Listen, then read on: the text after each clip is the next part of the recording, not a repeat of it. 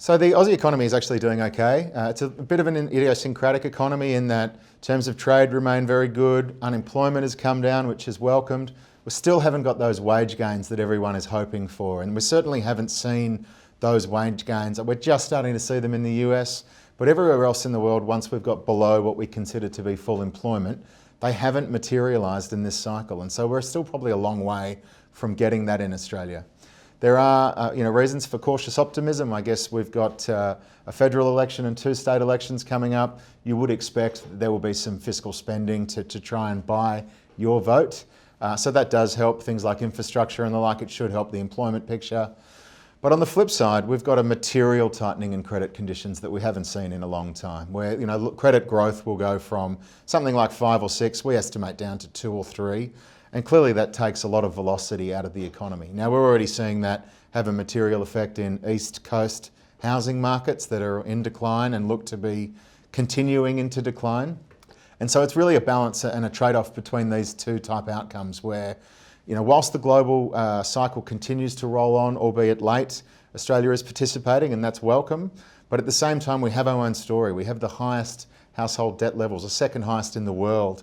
And we are going through these incremental out of cycle rate hiking lifts, and that's because of the international cost of capital going up. We've spoken a lot about that previously. Plus we're getting this tightening in credit availability, and that's probably going to get tighter when the findings of the Royal Commission come out in February 2019. So a real balance there. The difference could be that the need for forced sellers to sell property. For those leveraged property investors, if they are forced to sell properly quickly because their portfolios are being revalued, or they simply can't make the switch from interest only to principal and interest, then that can cause an asymmetric dislocation, and we need to be very careful around that. Also, Australia is unusual in the way that it allows borrowers to essentially have floating collateral over a series of loans. And so everybody knows the story very well. They buy an investment property, the property price goes up, they can release some of that equity and they can go on and buy another property. And it's a very, very virtuous investment theme and structure whilst the market is rising. But it's powerful equally in reverse. And so if banks get concerned that property valuations have slipped to material level, there can be a request for additional equity to be satisfying, put up against the loans. Or certainly if investors feel that they're running out of availability and they do start to sell off parts of those portfolios, there is a bit of a slippage between what borrowers can now borrow. The numbers are between 20 or 30% lower as the result of this very tight due diligence coming out of the Royal Commission, where essentially expenses are really heavily critiqued by banks now. And that should very simply lead to a material recalibration, as we're already experiencing. It's that off-the-plan buyer which is probably the most likely to be caught in this forced selling situation, where they've made a commitment a few years ago, whatever the time has been, on the expectation that they could borrow X amount of dollars. And when they come to actually settle, the bank says, well, we can now only give you 70% of X. And that leaves them obviously with a material shortfall.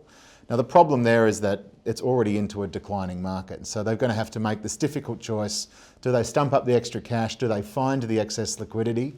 We believe that not a lot of people have that excess liquidity readily available. Or do they need to sell, and they need to sell in a hurry? And if this happens en masse, clearly you can see the death spiral effect that can occur very quickly. Now we did see this in New York and in London in the GFC, where you get some really wacky outcomes versus what people have experienced in the prior 12 or 18 months.